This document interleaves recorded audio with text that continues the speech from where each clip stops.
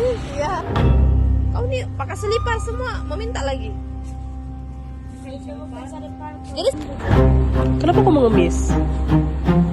Nah, saya gendut, kenapa kamu ngemis, Dek? Daripada kamu ngemis.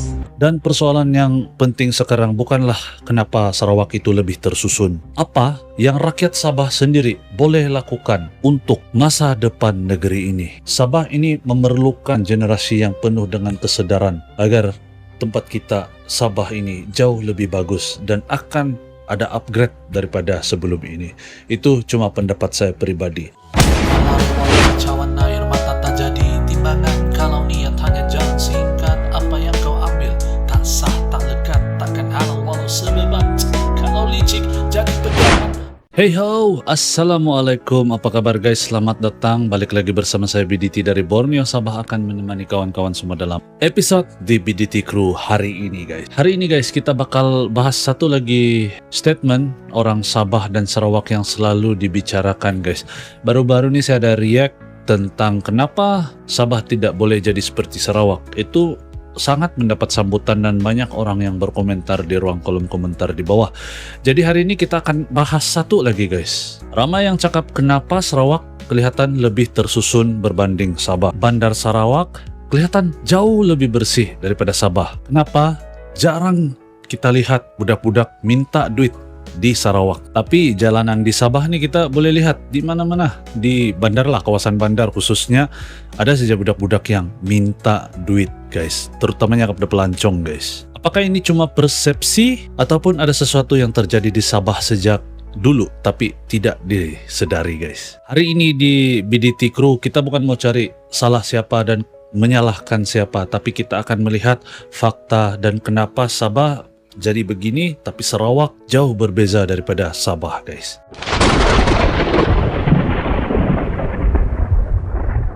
Di antara faktor yang terbesar membezakan antara Sarawak dan Sabah guys adalah jumlah bukan warga negara. Mengikut statistik terkini yang pernah dibentangkan oleh pemimpin negeri dan juga laporan media, Sabah dianggarkan mempunyai lebih daripada 1 juta bukan warga negara. Itu yang tercatat. Kalau yang belum tercatat kita tidak tahu guys. Dan ini hampir 1/3 daripada penduduk asal negeri Sabah.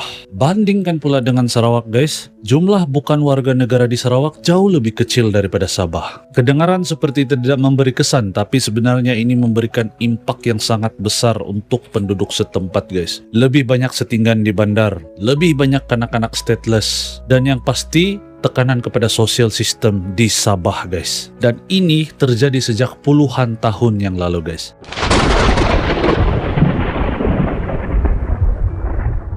Sabah sebenarnya terletak di lokasi yang sangat-sangat strategik. Sabah bersempadan laut dengan Filipina Selatan dan Indonesia. Sejak tahun 1970 lagi guys, kemasukan migran tanpa dokumen berleluasa dan berterusan melalui kawasan-kawasan seperti Semporna, Sandakan, Lahad Datu, dan Tawau. Ini jelas bukan satu isu yang baru, tapi satu isu yang sudah dilalui oleh Sabah sejak puluhan tahun yang lalu dan tidak ada jalan penyelesaian yang dilakukan. Mungkin ada diperketatkan tapi masih tidak dapat menutup kekurangan yang memang begini nyata guys.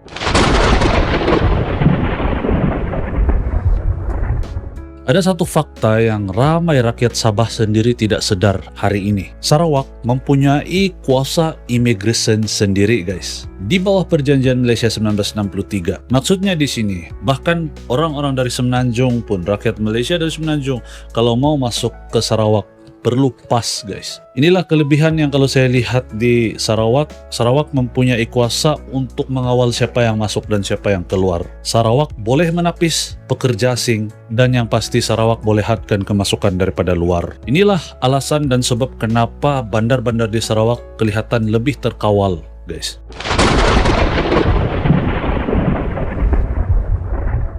Dan ramai orang-orang Sabah yang datang ke Sarawak dan cakap hal yang sama guys. Saya ada bikin beberapa soalan kepada kawan-kawan yang dari Sabah ke Sarawak dan orang Sarawak sendiri, kawan-kawan dari Sarawak. Saya ada tanya dorang guys. Dan mereka semua jawab hal yang sama guys. Bandar Sarawak memang terlihat lebih tersusun, kurang setinggan di bandar, dan yang pasti kurang kanak-kanak jalanan, kurang pengemis. Ini guys tidak bermaksud Sarawak tidak ada masalah dan Sarawak sebuah negeri yang sempurna, tidak. Tapi ini mencerminkan tekanan sosial di Sabah ini jauh lebih tinggi kalau berbanding dengan di Sarawak. Dan ini karena jumlah populasi bukan warga negara yang sangat tinggi di Sabah.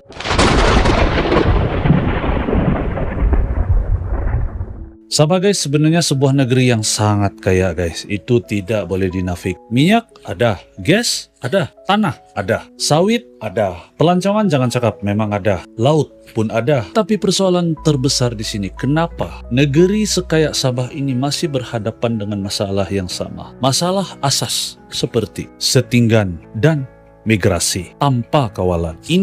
Soalan-soalan ini seharusnya difikirkan oleh generasi Sabah hari ini, generasi muda hari ini. Dan bagi saya ini bahagian paling penting dan impact yang paling penting harus diambil. Video yang saya bikin ini guys, bukan untuk menyalahkan siapa-siapa, tidak menuding salah pada siapa-siapa guys. Tidak juga untuk menyalahkan negara jiran, bukan untuk menyalahkan mana-mana negara lain. Tetapi untuk kita faham satu perkara guys, masa depan Sabah ini tergantung kepada kesadaran rakyat dan kesadaran generasi hari ini. Sarawak menunjukkan contoh yang sangat bagus guys, terbaik, yaitu kalau ada sistem yang kuat, kawalan immigration yang ketat, kalau ada pentadbiran yang konsisten, sesebuah negeri itu boleh berubah. Dan persoalan yang penting sekarang bukanlah kenapa Sarawak itu lebih tersusun. Persoalan apa yang rakyat Sabah sendiri boleh lakukan untuk masa depan negeri ini. Karena Sabah ini bukanlah sebuah negeri yang miskin, tapi sebuah negeri yang sangat kaya. Tetapi kalau menurut pandangan BDT Crew, Sabah ini memerlukan satu pentadbiran dan pengurusan jauh lebih bagus dan memerlukan generasi yang penuh dengan kesadaran agar tempat kita Sabah ini jauh lebih bagus dan akan ada upgrade daripada sebelum ini. Itu cuma pendapat saya pribadi. Nah guys, saya rasa itu cukup untuk membahaskan isu kita hari ini nih, perbezaan antara Sabah dan Sarawak. Jadi guys, sampai di sini dulu. Jangan mudah percaya. Jangan lupa subscribe, like, dan share. Dan moga video ini membuka pikiran, memberi edukasi buat generasi-generasi yang menonton. Bukan generasi lagi muda saja, untuk semua yang menonton. Dan tidak terpuruk kepada satu jenis pemikiran yang asyik mau mencari kesalahan. Tidak. Kalau kalian lihat video ini dari awal sampai habis, pasti kalian tidak akan lihat saya menyalahkan siapa-siapa. Ini cuma pertanyaan dan menyedarkan. Dan ini juga satu teguran untuk diri saya sendiri guys. Jadi saya rasa sampai di sini dulu video pada kali ini. Moga bermanfaat dan kamu suka. Sampai jumpa. Terima kasih sudah menonton. Assalamualaikum.